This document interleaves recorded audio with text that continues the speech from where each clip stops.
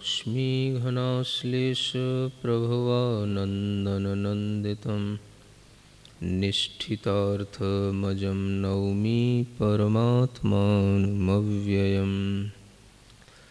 आचार्य शिवचंद्र देव विरचित यह ज्ञानार्णव ग्रंथराज है, जिसमें धर्म ध्यान का वर्णन चल रहा है और धर्म ध्यान को 4 प्रकार का बताया गया था। आज्ञा विषय धर्म ध्यान के बारे में बताया जा चुका है। आज्ञा विषय धर्म ध्यान का संक्षेप से भाव यह है कि जो सर्वज्ञ भगवान के द्वारा बताया हुआ बहुत बड़ा श्रुत ज्ञान है, उस श्रुत ज्ञान में बहुत से विषय हैं और उस श्रुत ज्ञान के माध्यम से श्रुत ज्ञान की आराधना करके ही हम अपने मिथ्या ज्ञान को दूर कर सकते हैं। अगर हम उस श्रुत ज्ञान पर विश्वास करके श्रुत ज्ञान में ही हम लीन रहने की कोशिश करेंगे तो ही हमारे भीतर का मिथ्यात्व धुल सकेगा। इसलिए जो भगवान के द्वारा बताई हुई पदार्थों की विवेचना है, उसमें बहुत से ऐसे पदार्थ हैं जो बहुत सूक्ष्म होते हैं, जिन्हें हम अपनी बुद्धि से समझ नहीं सकते हैं, और बहुत से ऐसे भी पदार्थ होते हैं जो हमारे लिए कभी भी जानने में नहीं आते हैं। ऐसे बहुत से ज्ञान की बातें होती हैं जो हमारे स्वयं अपने ही ज्ञान से कभी हमको प्राप्त नहीं हो सकती हैं, वह हमें सर्वज्ञ भगवान की वाणी से प्राप्त होती हैं। इसलिए श्रुत ज्ञान के माध्यम से जो व्यक्ति अपनी आत्मा को निर्मल बनाता है, ज्ञान को सम्यक ज्ञान बनाता है और उस श्रुत ज्ञान में ही अपने आप को डुबोए रखता है, वह व्यक्ति ही आज्ञा विषय धर्म ध्यान करता है। तो आज्ञा विषय धर्म ध्यान में श्रुत ज्ञान की महिमा सबसे बड़ी कही गई है और उसी की महिमा बताने के लिए अनेक छंद इस ग्रंथराज में हैं।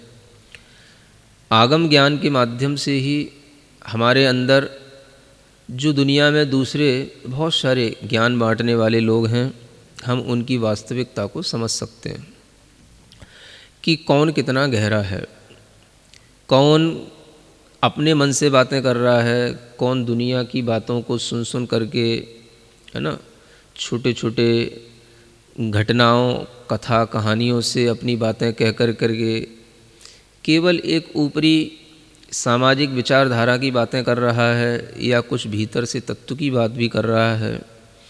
यह हम तभी समझ सकेंगे जब हम इस श्रुत ज्ञान का आलम्बन लेंगे।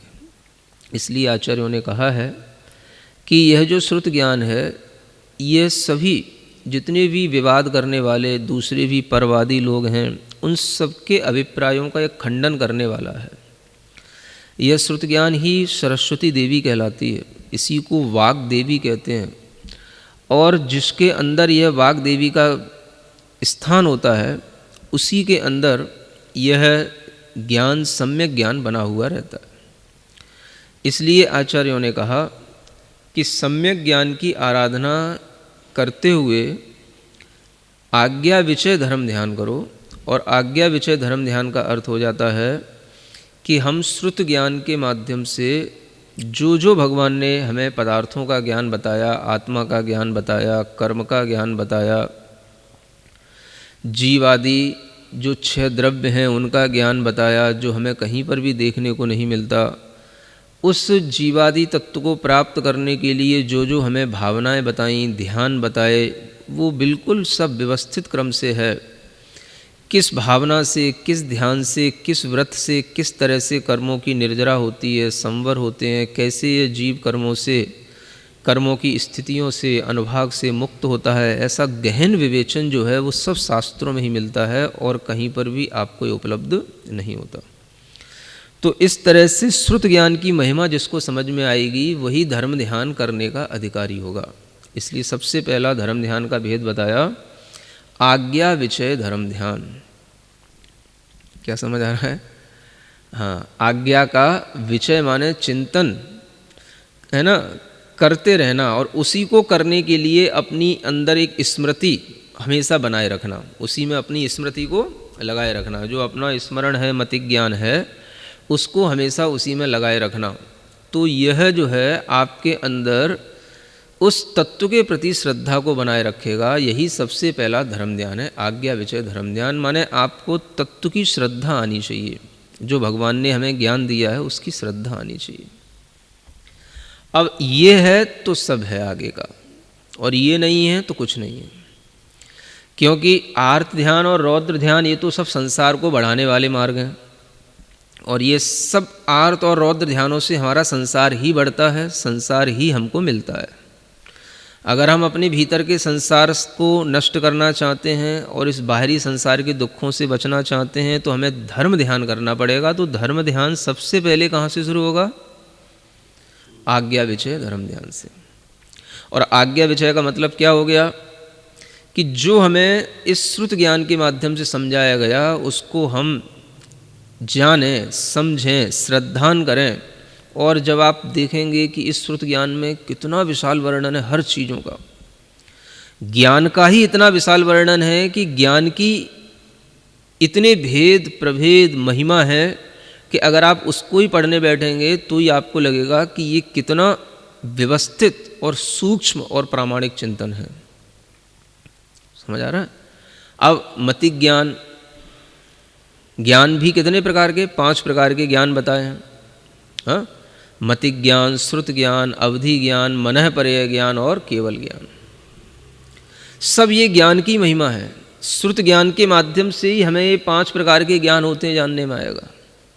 जो हम अपनी इंद्रियों से, मन से जो हम देख करके जानते हैं, ये सब मतिक ज्ञान कहलाते हैं। अगर हम इनके ऊपरी ऊपरी भेद भी करते हैं तो आचार्यों ने इनके 336 भेद बताए मतिक ज्ञान के। समझ आ रहा है? उसका विस्तार करने के लिए तत्वार सूत्र आदि की जो टीकाएँ हैं, सर्वार सिद्धि वगैरह, उनको पढ़ेंगे तो आपको पता पड़ेगा। श्रुत ज्ञान का विस्तार 12 अंग हैं, 14 पूर्व हैं, है ना।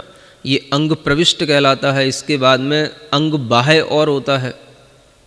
अंग प्रविष्ट वह ज्ञान कहलाता है जो साक्षात गणधरों के द्वारा ही उसको रचा गया, उसको विभाजित किया गया, और अंग और पूर्वों के रूप में उसमें विषय जो दिया गया वो गणधरों के द्वारा दिया गया।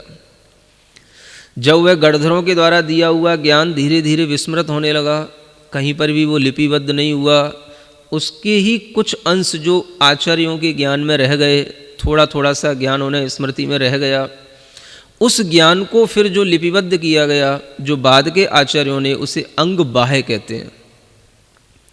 श्रुत ज्ञान के 2 भेद बनते हैं, अंग प्रविष्ट और अंग बाह्य। अन्य भी 2 भेद बनते हैं, अक्षरात्मक श्रुत ज्ञान, अनक्षरात्मक श्रुत ज्ञान, शब्दात्मक श्रुत ज्ञान, अर्थात्मक श्रुत ज्ञान। ऐसे श्रुत ज्ञान का बहुत सारा वर्णन है। तो जो यहाँ बता रहे हैं कि अब जैसे श्रुत ज्ञान आपको समझना है, तो श्रुत ज्ञान में भी अंग प्रविष्ट और अंग बाह्य के जब हम भेद देखते हैं तो अंग प्रविष्ट में भी बहुत वर्णन है और अंग बाह्य में भी बहुत वर्णन है। तो ये अंग बाह्य में उत्तराध्ययन आदि, सामायिक, वैनयिक कर्म आदि, ये सब अंग बाह्य में आ जाते हैं। इनका भी खूब विस्तार से वर्णन आज भी उपलब्ध है। तो इतना सारा ये सब जब हम ये ज्ञान के ऊपर विश्वास करके जब हम जानेंगे तो हम थोड़ा सा श्रुत ज्ञान जान पाएंगे। फिर हम अवधि ज्ञान पर आते हैं। अवधि ज्ञान एक ऐसा ज्ञान होता है जो केवल मूर्तिक रूपी पदार्थों को ही जानता है। हाँ, आत्मा अरूपी है तो आत्मा को डायरेक्ट नहीं जान सकता है, लेकिन आत्मा से जो चिपके हुए कर्म हैं वो रूपी हैं, वो मूर्तिक हैं, तो उनके संबंध से वह उसको जान लेता है। तो वह आत्मा को भी जान सकता है, लेकिन जानने का मुख्य काम उसका केवल रूपी पदार्थ का है, मूर्तिक पदार्थ का है। ऐसा अवधि ज्ञान होता है। देशावधि, परमावधि, सर्वावधि, ऐसे उस अवधि ज्ञान के मुख्य रूप से 3 भेद हैं। और वो अवधि ज्ञान भी कहाँ कहाँ पर होता है? देवों में, नारकियों में नियम से होता है, वो सब देशावधि होता है। मनुष्यों में, त्रियंचों में भी देशावधि होता है, लेकिन सर्वावधि परमावधि होगा तो केवल मनुष्यों में ही होगा, और वह रिद्धिधारी मुनीश्वरों में ही होगा। और उस ज्ञान के माध्यम से हम कितना कितना पदार्थ जान सकते हैं, वो सारा का सारा वर्णन हमें आगम में मिलता है ना। इन ज्ञानों के हम नाम तक भी नहीं जानते हैं। अब हमें जब ये ज्ञानों के नाम सुनने को मिलें तो श्रुत ज्ञान से ही सुनने को मिलेंगे, तो अवधि ज्ञान की महिमा भी हमें श्रुत ज्ञान से ही आएगी। समझ आ रहा है? आचार्यों के अभिप्राय में भी हमें कई बार भेद मिलते हैं, वो उनको जिस तरह से ज्ञान मिले हैं उस अपेक्षा से मिलते हैं। अब हम आचार्य अकलंग देव का राजवार्तिक पढ़ते हैं तो उसमें वो कहते हैं कि अवधि ज्ञान वस्तुतः दो ही प्रकार का है, एक देशावधि और एक सर्वावधि। कहते हैं कि परमावधि तो जो है वो सर्वावधि में ही गर्भित हो जाता है और वो देशावधि की ही एक प्रक्रिया है, इसलिए दो ही प्रकार के अवधि ज्ञान बनते हैं, देशावधि और सर्वावधि। तो इस तरह जो ये विस्तार है, अनेक तरह का हमें ज्ञान मिला है। फिर मनः परे ज्ञान आता है। मनः परे ज्ञान में क्या होता है? हम अपने मन से दूसरे के मन में स्थित पदार्थों को जान सकते हैं। हाँ, ना हमें उसके लिए आँखों की ज़रूरत है, ना किसी की सुनने की ज़रूरत है। हम सिर्फ अपने मन से, अगर हमारे अंदर मनः परे ज्ञानावरण कर्म का क्षोभसम हो गया तो हमें वो साक्षात प्रत्यक्ष हमारी आत्मा में ज्ञान होगा। मन की तो केवल सहायता लेनी पड़ती है और अपने मन से हम दूसरे के मन में स्थित जो भी चिंतन चल रहा है, जो भी उसके अंदर इतना विशिष्ट ज्ञान है कि उसने जो पहले सोचा है हम वो भी जान सकते हैं, आगे क्या सोचेगा वो भी जान सकते हैं। इसको मनः परे ज्ञान बोलते हैं। समझ आ रहा है? ये प्रत्यक्ष ज्ञान, इसके भी बहुत भेद हैं। ऋजुमति मनः परे ज्ञान, विपुलमति मनः परे ज्ञान, सबकी अपनी द्रव्य क्षेत्र काल भाव के अनुसार सीमाएं हैं। तो ये विस्तार बहुत है। फिर उसके बाद में अंतिम ज्ञान आता है 5वें नंबर का, जो केवल ज्ञान, सबसे विशिष्ट ज्ञान है, जिस ज्ञान को प्राप्त करने के बाद में फिर किसी ज्ञान की प्राप्ति की कोई आवश्यकता नहीं रह जाती। तो उस केवल ज्ञान की महिमा, जिसमें कि सब कुछ प्रत्यक्ष आत्मा को होता है और वह तीन जगत के सब पदार्थों को, सभी चेतन अचेतन पदार्थों को खुद जानने लग जाता है, देखने लग जाता है, ऐसा आत्मा के अंदर वह केवल ज्ञान की प्राप्ति हो जाना, ये सब व्यवस्थित रूप से अगर हमें कहीं सुनने समझने को मिलता है तो केवल तीर्थंकरों की वाणी से ही मिलता है। इसलिए सबसे पहले श्रुत ज्ञान को जानो। धर्म ध्यान जिनको करना है उन्हें पहले जिनवाणी की महिमा समझो। जिनवाणी तो कहते हैं, लेकिन जिनेंद्र भगवान की वाणी जो आज हमें उपलब्ध है उसको पढ़ो, उसको जानो, उसकी महिमा समझोगे तो धर्म ध्यान होगा, है ना? क्योंकि धर्म ध्यान तो एक तरह से स्मृति समन्वयहार शब्द जुड़ता है। आर्त ध्यान भी अगर हम कर रहे हैं तो अपनी क्या करते हैं, जिस चीज़ की हमें कोई स्मृति आ रही है हम उसी से बार बार जुड़े रहते हैं। हमारे साथ ये बुरा ना हो जाए, हमको ये अच्छी चीज़ मिल जाए, हमको ये पीड़ा ना हो जाए, हमको ये भोग संपदा मिल जाए, तो हम सब स्मृति से ही कर रहे हैं, है ना? तो जो हम स्मृति से कर रहे हैं उसी स्मृति से हमारे लिए ये आर्त ध्यान चल रहा है। ये सब क्या है? आर्त ध्यान। ये हमें पाप को बढ़ाने वाला है, ये सब हमें दुख देने वाला है, भीतर पाप कर्मों का ही बंद कराता रहता है। जब आपके परिणाम शांत होंगे, आपके भीतर की लेस्या, भाव लेस्या अच्छी होगी, तब आपके लिए धर्म ध्यान करने में आपका मन लगेगा। तो धर्म ध्यान करने में भी क्या करोगे? धर्म ध्यान भी स्मृति से ही होगा, है ना? अभी तक हम सोचते क्या आए हैं, धर्म ध्यान कैसे कर लेंगे? हम भगवान के मंदिर में आए, पूजा कर ली, दर्शन कर लिया, धर्म ध्यान हो गया। समझ आ रहा है? अब ये धर्म ध्यान का कोई से कहीं तक धर्म ध्यान के भेदों में कोई ये भेद ही नहीं है। नहीं समझ आ रहा? आज्ञा विचय नाम का अगर पहला धर्म ध्यान भी शुरू हो रहा है तो धर्म ध्यान उस चिंतन से शुरू हो रहा है जिसमें हमें तत्व की स्मृति रहे, सूक्ष्म विचार हमारे अंदर चलता रहे, भगवान के द्वारा बताए हुए कुछ ज्ञान की हमारे अंदर स्मृति चलती रहे, तो वो धर्म ध्यान होगा, है ना? अन्यथा तो अब हम जैन हैं तो जैन होने के नाते जैन मंदिर में चले जाते हैं, जो हिंदू हैं वो हिंदू होने के नाते हिंदू मंदिर में चले जाते हैं, तो सब अपने अपने मंदिर में चले गए, अपने अपने भगवान के दर्शन करके आ गए, तो धर्म ध्यान किसमें हो गया? जैन होने के बावजूद भी आपने कैसे सोच लिया कि हमने धर्म ध्यान कर लिया? अगर आपने भगवान को सिर्फ इस रूप में जाना कि ये हमारे भगवान है इसलिए हम भगवान के मंदिर में आए हैं, है ना? हमें ये जन्म से पढ़ाया गया है भैया अपने ही भगवान को पूजना और किसी भगवान के पास नहीं जाना, सो सही ठीक है, हमने मान लिया, हम अपने भगवान के पास आ गए। अब हमें इससे ज़्यादा कुछ भी नहीं आता, हमारे ध्यान में तो कुछ है ही नहीं है, ध्यान में तो हमारे सब संसार की वासनाएं चल रही हैं। नहीं समझ आ रहा? तो धर्म ध्यान कैसे होगा?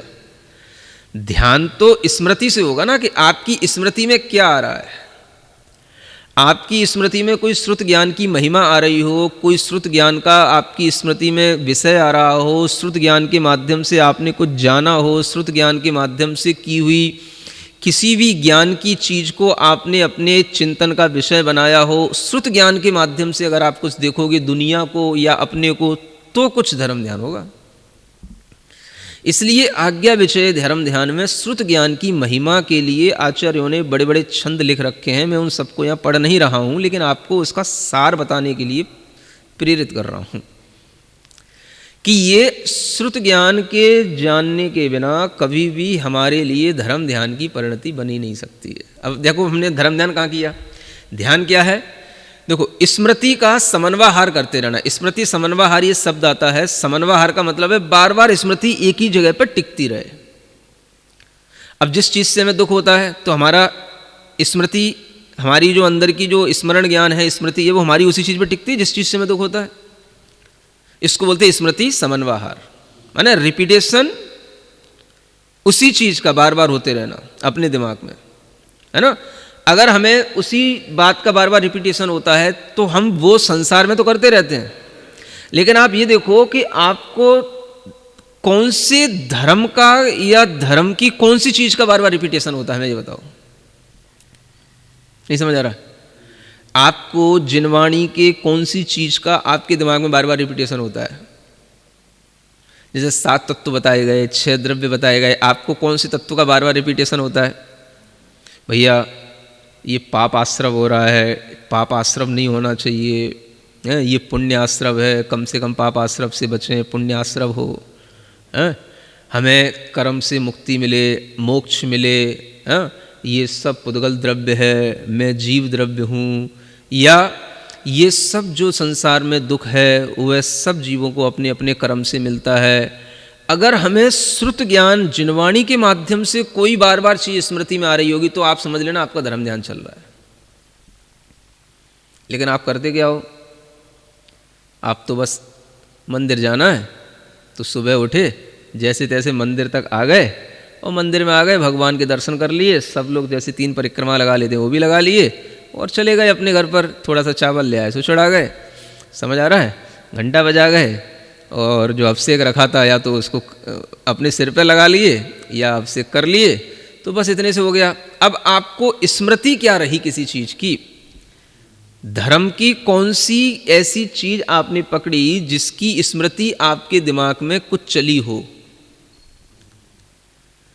चिंतन उसका चला हो? जब तक वह श्रुत ज्ञान से कोई भी चिंतन मन में नहीं चलेगा, किसी चीज़ पर विचार नहीं आएगा, तब तक वो धर्म ध्यान कहीं से कहीं तक है ही नहीं। समझ आ रहा है? इसलिए आज्ञा विचयाय धर्म्यम, माने आज्ञा के चिंतन के लिए जो हम स्मृति बार बार करेंगे उसका नाम धर्म ध्यान है ना। जो हमें भगवान ने बताया, जो हमें जिनवाणी से ज्ञान मिला, जो हमें श्रुत ज्ञान भरपूर मिला, उसके विषय को ध्यान में रख करके उसी से बार बार हर चीज़ को देखना, उसी से देखो हर चीज़ को, उसी को दर्पण बना लो, उसी श्रुत ज्ञान के दर्पण में ही संसार को देखो, उसी श्रुत ज्ञान के दर्पण में अपने को देखो, सब संबंधों को देखो, सबके विचारों को देखो, आपको श्रुत ज्ञान में सब देखने को मिलेगा कौन क्या कर रहा है। समझ आ रहा है? तब आपको यथार्थ से जो ये पता पड़ेगा कि यह सब संसार में राग द्वेष मोह अज्ञान के अलावा और संसार में कोई प्रवृत्ति है ही नहीं, ये आपको श्रुत ज्ञान की महिमा से ही समझ में आएगा। फिर आप चिंतन करोगे संसार में सब जीव क्या कर रहे हैं, है ना। तब आपके लिए श्रुत ज्ञान के माध्यम से जो चिंतन आगे बढ़ेगा उसमें फिर चिंतन आएगा आपको अपाय विचय धर्म ध्यान का। दूसरे नंबर का धर्म ध्यान कौन सा है? अपाय विचय। हाँ, तो पहले आज्ञा विषय जितना होगा तभी आप अपाय विषय कर पाएंगे, क्योंकि जब आपके लिए कोई ज्ञान ही नहीं होगा तो आप दूसरे के बारे में भी कैसे सही समझ पाएंगे। अब भौगोलिक स्थिति का भी इतना बड़ा ज्ञान है, कितने क्षेत्र हैं, कितने द्वीप हैं, कितने समुद्र हैं, कितने नरक हैं, स्वर्ग हैं, ये सब चीज़ें जब आप देखोगे तब आपको लगेगा कि श्रुत ज्ञान में कितना सब जीवों का, अनंत जीवों में कौन जीव कहाँ रह रहे हैं, सबका जो है एक वर्णन पूरा का पूरा लिखा हुआ है। किस गति में कितने जीव होते हैं, कहाँ संख्यात जीव हैं, कहाँ असंख्यात जीव हैं, कहाँ अनंत जीव हैं। समझ आ रहा है? अब आप जब सब कुछ इस श्रुत ज्ञान से जानेगे तभी आपके अंदर अपाय विचय नाम का धर्म ध्यान आ सकेगा। आज्ञा विचय के बिना अपाय विचय नहीं आ सकेगा, क्योंकि आपको पता ही नहीं है कि संसार में दुख क्या है और संसार में सुख क्या है।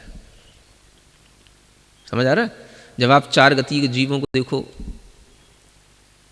नरक गति में असंख्यात जीव हैं, देव गति में असंख्यात जीव हैं, मनुष्य गति में केवल संख्यात जीव हैं, तिर्यंच गति में अनंत जीव हैं। अब सब जीव संसार में एक गति से दूसरी गति में जाते हैं, मरण करते हैं, जन्म लेते हैं, शरीर धारण करते हैं, और सब उसी तरह के ही भावों में पुनः संयोजित होते हैं, और फिर इस तरीके की जन्म मरण की प्रक्रिया में अनादि काल से अनंत काल से ये इस तरह से चलता आ रहा है। जब आप श्रुत ज्ञान के माध्यम से जानोगे तब आपके अंदर ये दूसरा नाम जो अपाय विषय नाम का धर्म ध्यान है ये घटित होगा। मैं ये कहने का मतलब है ना। तो अपाय विषय का मतलब होता है, अपाय माने होता है एक तरह से दुख, है ना। अपाय माने दुख भी होता है कि हम जो जीव हैं उनके दुख का चिंतन करें, एक ये है अपाय विषय का अर्थ। दूसरा अपाय विषय का मतलब होता है कि अपाय माने होता है अभाव।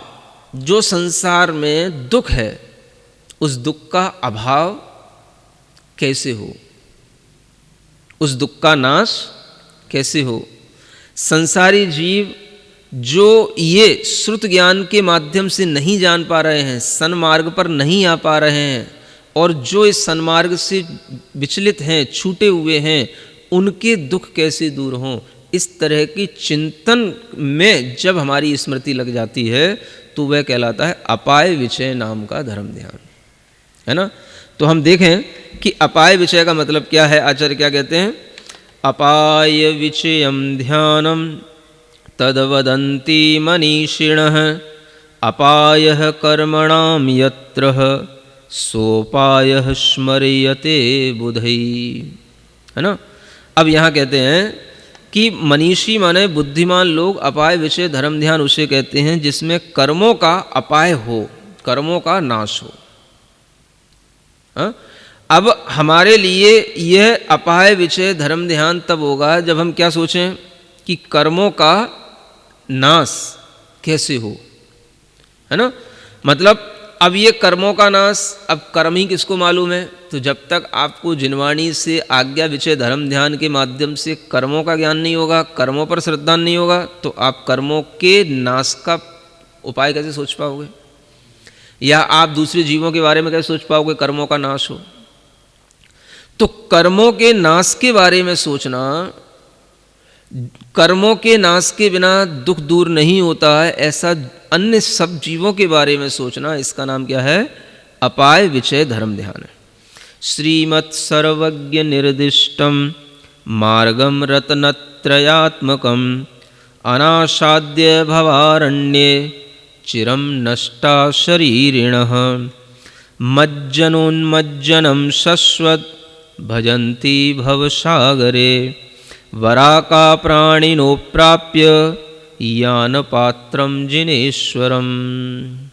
क्या कह रहे हैं, श्रीमत् सर्वज्ञ भगवान के द्वारा जो निर्दिष्ट रत्नत्रय का मार्ग है। कौन सा मार्ग है, रत्नत्रय, सम्यक दर्शन ज्ञान चारित्र रूप जो मार्ग है, इस मार्ग को प्राप्त नहीं करके सभी जीव संसार में, सभी संसारी प्राणी चिरकाल से नष्ट होते आ रहे हैं, माने दुखी होते आ रहे हैं। चिरकाल से सभी संसारी प्राणी दुखी ही बने हुए हैं, और यह संसार रूपी एक अरण्य है। अरण्य माने जंगल है। इस जंगल में सब लोग भटके हुए हैं। अब आपको दूसरे की भटकन कब समझ में आएगी, जब आपको पहले कुछ सम्यक ज्ञान खुद आपने कुछ ग्रहण किया होगा, और वो आज्ञा विषय धर्म ध्यान के माध्यम से जब आपने श्रुत ज्ञान में अपने आप को निष्णात किया होगा, तभी ये संभव है।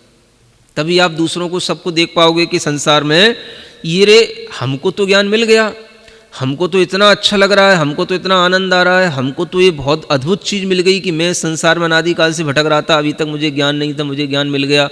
अब वो देखता है कि संसार में जो ये अनंत जीव हैं, ये सब भी इस रत्नत्रय को जानते ही नहीं, सम्यक दर्शन, सम्यक ज्ञान, सम्यक चारित्र की बात सुनते ही नहीं, सब मिथ्यात्व में पड़े हुए हैं, सब मिथ्या मार्ग में लगे हुए हैं।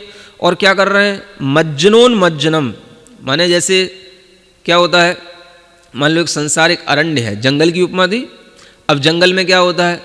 जंगल में आपको तरह तरह के पत्थर मिलेंगे, समझ आ रहा है, ऊंचे नीचे स्थान मिलेंगे, बहुत सारी पौधे मिलेंगे, झाड़ी झंकार मिलेंगे। तो कभी हम कहीं पर गिर पड़ते हैं, कहीं हम कहीं पर पहुंच जाते हैं, कहीं हम चोट खा जाते हैं, कहीं हम किसी में उलझ जाते हैं, हम भटकते रहते हैं उसमें, समझ आ रहा है। अब हम कब तक भटकते रहेंगे? मान लो अगर आपकी आंखें नहीं हैं और आप उस अरण्य में, उस जंगल में, जो बहुत भयानक है, समझ आ रहा है, और उसमें बहुत सारे, जब जंगल है तो उसमें सब तरीके के पशु पक्षी भी होंगे, हाँ, शाकाहारी भी होंगे, मांसाहारी भी होंगे, और आप अंधे हो। अब आप सोचो क्या स्थिति होगी, समझ आ रहा है ना। चलो मान लिया कि आप बलिष्ठ हो, माने आपके पास हाथ हैं, पैर हैं, सब है, आपके पास अपनी ताकत है, लेकिन अंधे हो और आप एक भयानक जंगल में पड़े हुए, आपको कोई रास्ता नहीं मिल रहा है, समझ आ रहा है।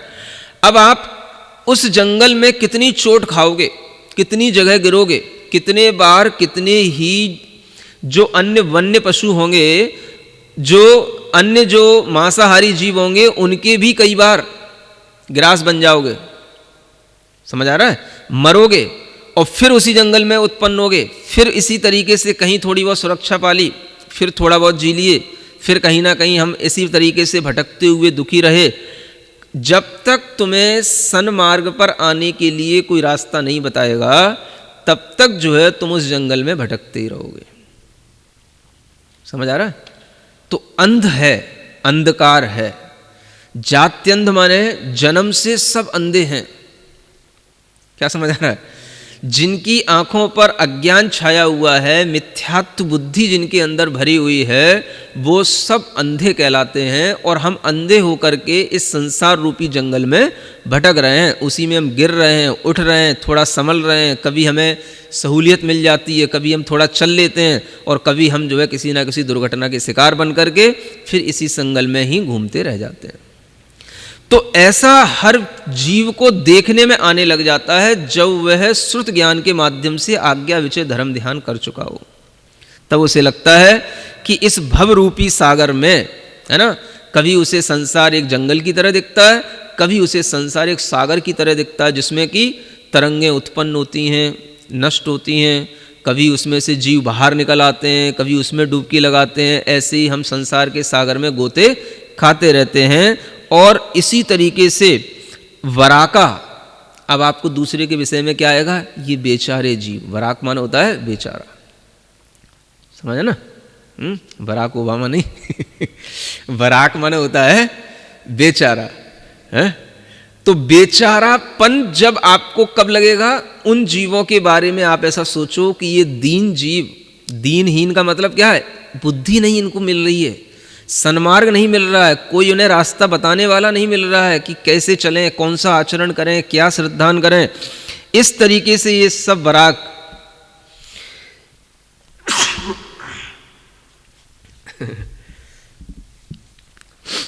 संसारी जीव इस संसार के सागर में क्या कर रहे हैं, कभी थोड़ा सा बाहर निकल आते हैं, कभी थोड़ा सा फिर उसी में डूबे रहते हैं, और इस तरीके से सागर में ही डुबकी लगाते रहते हैं। इन्हें कोई यान नहीं मिल रहा है, यान पात्र, है ना।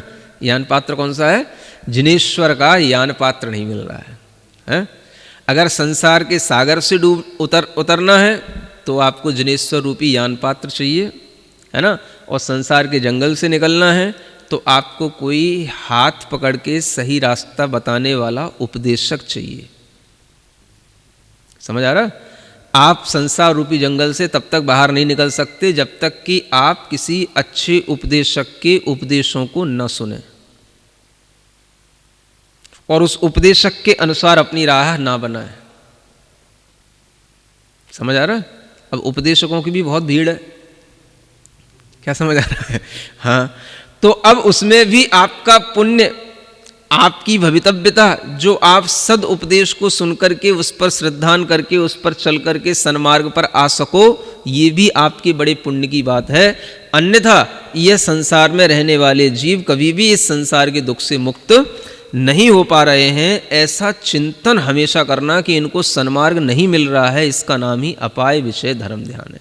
अब आप करो यही ध्यान, धर्म ध्यान करो। क्या करो? महाव्यसन सत्तार्षि प्रदीप्ते जन्म कानने भ्रमताद्य मया प्राप्तम सम्यक ज्ञानाम्बुधेस्तटम। ठीक है ना? कभी दूसरों के बारे में सोच लिया, कभी अपने बारे में फिर सोचता है। क्या सोचता है? महान दुखों की अग्नियों से जल रहा यह संसार रूपी जंगल है। आज मैंने इस संसार रूपी जंगल में ये सम्यक ज्ञान रूपी, है ना, क्या पा लिया? एक जो है किरण पा ली, प्रकाश पा लिया है? और हमने इस संसार सागर का तट पा लिया। इस संसार में रहते हुए, भ्रमण करते हुए अनंत काल से अब मुझे कोई उपदेशक मिला तो मैंने अब संसार को समझ करके संसार से पार जाने का कोई ज्ञान का प्रकाश, ज्ञान की किरण प्राप्त कर ली। ये मेरे लिए तो बहुत ही अद्भुत हो गया, है ना? लेकिन ये संसार के अन्य जीव जो सब मिथ्यात्व में पड़े हुए हैं, ये कैसे बाहर निकलेंगे? इनका दुख कैसे दूर होगा? जब तक ये अपनी मान्यताएं नहीं बदलेंगे, जब तक इनका विचार नहीं बदलेगा, तब तक इनका दुख दूर होने वाला नहीं है। जब तक ये वीतराग को नहीं समझेंगे, वीतरागता की महिमा को नहीं जानेंगे, तब तक इनके अंदर कभी भी वीतरागता के प्रति श्रद्धा आने वाला नहीं है। अन्यथा देखो, सब लोग लौकिक आकर्षणों में, चमत्कारों में ही पड़े हुए अपना समय निकाल देते हैं। धर्म ध्यान भी चमत्कारों के माध्यम से ही हो रहा है? धर्म ध्यान का तो हमने मुलम्मा चढ़ा रखा है, वो तो कुछ है ही नहीं है। क्या समझ आ रहा है? तो हम धर्म ध्यान है कहाँ? मंदिर में भी आए मान लो आप, तो आपके लिए भी मंदिर में भी अब हर मंदिर में भगवान चमत्कारी होने चाहिए, तब मंदिर में मन लग रहा है आदमी का। नहीं समझ आ रहा है? जिसके मंदिर में भगवान चमत्कारी नहीं होते हैं तो दूसरे मंदिर में जाता है। हाँ, जहाँ कोई कह दे यहाँ की भगवान बहुत चमत्कारी है, यहाँ के भगवान बहुत अतिशयकारी है, तो वहीं पहुँचता है। समझ आ रहा है? तो बस चमत्कारों के पीछे भाग रहा है, अतिशयों के पीछे भाग रहा है। समझ आ रहा है? कहीं मुनिसुब्रतनाथ भगवान की महिमा है, कहीं चंदक प्रभु भगवान की महिमा, तो बस ऐसी पार्श्वनाथ भगवान की महिमा, तो बस इन महिमाओं के पीछे भाग रहा है। कुछ पता ही नहीं उसको कि भगवान क्या है, भगवान की महिमा क्या है। समझ आ रहा है?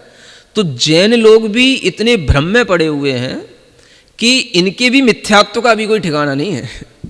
समझ आ रहा है?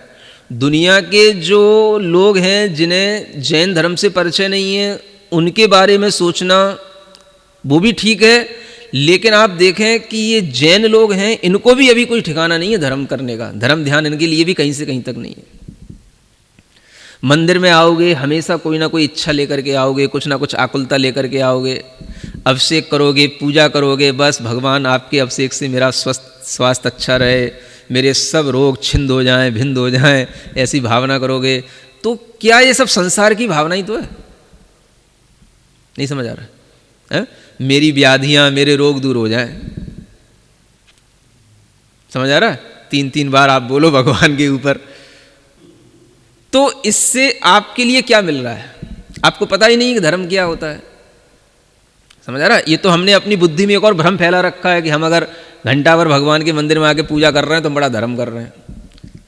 तो धर्म वस्तुतः क्या है? जब तक आपको कर्म के नाश का उपाय नहीं आएगा मन में कि हमें अपने कर्मों का नाश करना है, तब तक आपको धर्म ध्यान की शुरुआत ही नहीं है। जब आप कर्म का नाश करने की सोचोगे, तभी आपके अंदर अपने चिंतन में आएगा कि ये कर्मों का नाश मेरा किन कारणों से हो सकता है, तो वही कारण आपके लिए कर्म नाश के लिए भी कारण बनेंगे।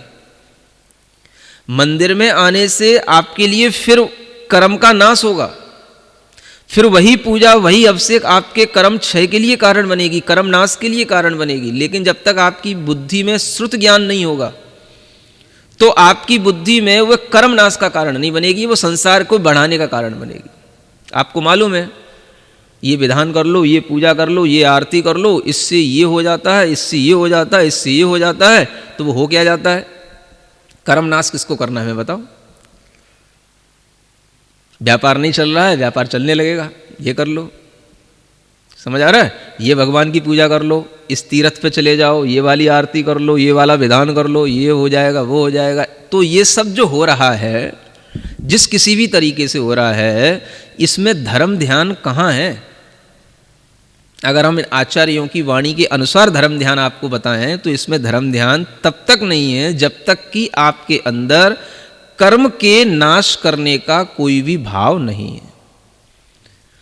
आत्मा कर्मों से लिप्त है तो हमें अपने कर्मों के नाश करने की पहले सोचना है, और कर्म नाश होंगे तो ये सब चीजें अपने आप जो हैं वो सब हो जाएंगी। और हम चमत्कारों में, अतिशयों में आकर के हम सब कुछ कर रहे हैं, सब कुछ कर रहे हैं, खूब समय लगा रहे हैं मंदिरों में, खूब पूजा कर रहे हैं, खूब अच्छे अच्छे द्रव्य हम भगवान के चरणों में चढ़ा रहे हैं, लेकिन उद्देश्य अगर भीतर हमारे अंदर कर्म क्षय का नहीं है, केवल संसार की विषय वासनाओं की पूर्ति करने का ही है, अपने बच्चे हो जाएं, उनकी जॉब लग जाए, घर में सुख शांति रहे, कहीं पर हमारी प्रॉपर्टी पड़ी है वो हमें मिल जाए, समझ आ रहा है, जो उधारी हुई है वो सब वापस आ जाए, जो लोगों ने पैसा ले रखा है वो सब डूब ना जाए, इसलिए अगर हम सब कुछ कर रहे हैं तो कहीं से कहीं तक कोई धर्म ध्यान नहीं है। समझ आ रहा है? हाँ, अब ये सोच कर के आप अगर चलोगे तो ये अपाय विषय धर्म ध्यान तो कभी संभव ही नहीं है। आप दूसरों के दुख का चिंतन क्या करोगे जब आपके दुख इतने भरे पड़े हैं? नहीं समझ आ रहा है? पहले हमारी तो दुख दूर कर दो भगवान, तो हम दूसरों के दुख की दूर करने की चिंता करेंगे। तो अपाय विषय धर्म ध्यान तो वही कर पाएगा जिसको अपने दुख में कोई दुख हुई नहीं। समझ आ रहा है? और जब आपको श्रुत ज्ञान से लगेगा कि दुख क्या है, कर्म है, हमने बहुत सारे अनादिकाल से कर्म किए थे, आज हम उन्हीं का फल भोग रहे हैं, संसार के सब जीव पर अपने अपने कर्मों का फल भोग रहे हैं, तो दुख तो सबको ही है। तो हमारा दुख अगर इस भावना से कम हुआ है तो ये भगवान, इन सबका दुख भी इसी अज्ञान को दूर करने से ही दूर होगा, तो इनका भी अज्ञान दूर हो, इनका भी दुख दूर हो। इस तरीके से जब आपके मन में भाव आएगा तो वो तभी आएगा जब आपको कुछ ज्ञान होगा। इसलिए कहा जाता है शास्त्रों के ज्ञान से अपनी बुद्धि को धो।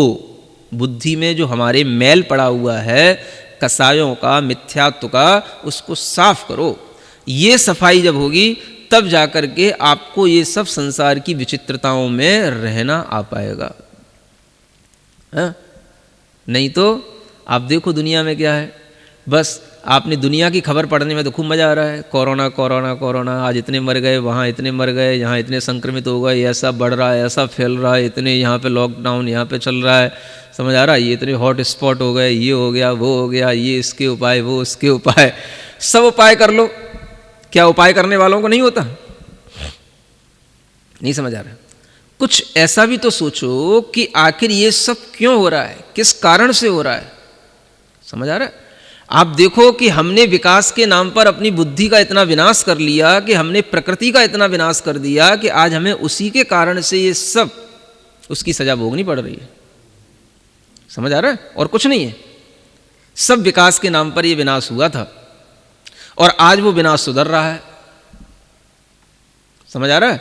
अब खबरें आ रही हैं जो हम सुनते थे कि ओजोन लेयर है उसमें छेद हो रहा है, उसके कारण से जो है बहुत सारा, है ना, ये सब ग्लेशियर की प्रॉब्लम आ रही हैं, वो सब चीज़ें अब सुधर रही हैं।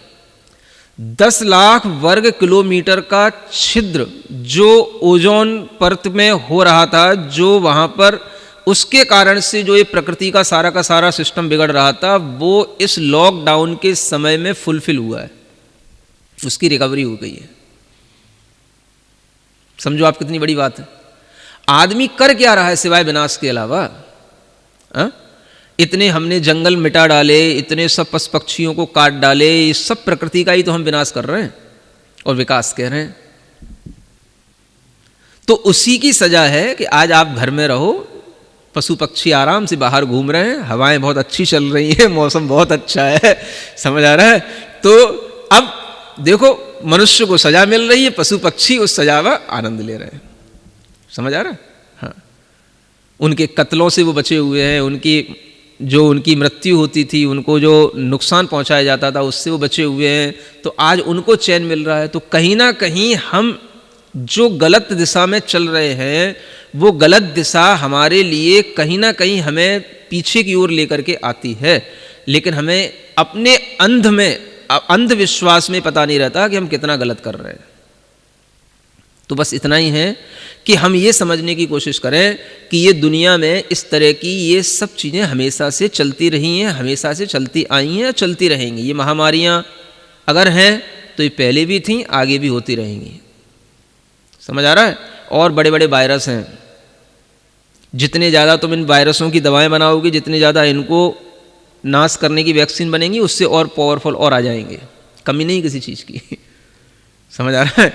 तो ये सब चीज़ें तो चलती रहेंगी। आप तो वो चीज़ सोचो कि जिससे कि ये हो क्यों रहा है, समझ आ रहा है। कौन लोगों के लिए इस तरह के इस दुख का जो है उन्हें ये सब भोगना पड़ रहा है, कौन लोगों को ये आपत्तियाँ क्यों आ रही हैं, समझ आ रहा है। और इन आपत्तियों के जो मुख्य कारण हैं वो सब हमारे यही अज्ञान के आचरण थे, जो हम मांसाहार करते हैं, अनेक तरह से पशु पक्षियों का कत्ल करते हैं। इसके पीछे सिर्फ यही छिपा हुआ है और इसी से प्रकृति का संतुलन बिगड़ा हुआ है। और ये सब जो हम अभी तक करते आए हैं, उसी के कारण से हमारे पाप बढ़े हैं, और पाप का फल भोगने के लिए भी हमको और कहीं नहीं जाना है, यहीं पे रहना है। तो जो पाप किए हैं उन पापों का फल भी भोगना पड़ता है। तो इस तरह से अपाय विषय धर्म ध्यान में आज की स्थिति में भी आप संसार का चिंतन करो, ज्ञान से करो कि इन जीवों के लिए कैसे सुख मिले, और नहीं है तो हे भगवान मुझे तो ये संसार का तट मिल गया, किनारा मिल गया, मैं अब इस संसार के तट से ऊपर उबर जाऊं। अद्यापि यदि निर्वेद विवेक आगेन्द्र मस्तकात् स्खलेत तदैव जन्मांध कूपपातो निवारितः। अब देखो क्या कहते हैं, आप अपने अंदर अपना ज्ञान ले लो, आप दुनिया की चिंता करो और उससे भी ज़्यादा चिंता अपनी करो, है। अगर आप धर्म ध्यान करना चाहते तो अपने लिए सोचो, आज मुझे सम्यक ज्ञान मिला है, आज मुझे जो ये वैराग्य की कुछ भावना आ रही है, कुछ वैराग्य मिला है, आज मेरी पाप बुद्धि जो दूर हुई है, जिस किसी भी तरीके से मैं आज हिंसा आदि से बचा हुआ हूँ, तो हे भगवान मैं कभी फिर ये इन्हीं प्रवृत्तियों में फिर ना पड़ जाऊं, इसी फिर जन्मांध कूप में फिर ना गिर जाऊं, मेरी बुद्धि कभी गिर ना जाए, ऐसा अपने बारे में भी सोचना, ये भी अपाय विषय धर्म ध्यान है। जो आप में अच्छा है, जो आपके नियम हैं, संयम हैं, व्रत हैं, उनके बारे में सोच करके कि मैं हमेशा इनको धारण किए रहूं और कभी इसको छोड़ ना दूं, ऐसी बुद्धि बनाए रखना भी अपाय विषय धर्म ध्यान है। अनादि भ्रम संभूतम कथम निर्वार्यते मया मिथ्यात्वविरति प्रायम कर्म बंध निबंधनम। फिर विचार करो, क्या विचार करो, अनादि काल से जो हमारे अंदर भ्रम पड़ा था, उस भ्रम से जो उत्पन्न हुए जो कर्म के बंधन हैं, उन कर्म बंधनों में भी कारण मुख्य है तो मिथ्यात्व और अविरति है। मिथ्यात्व का मतलब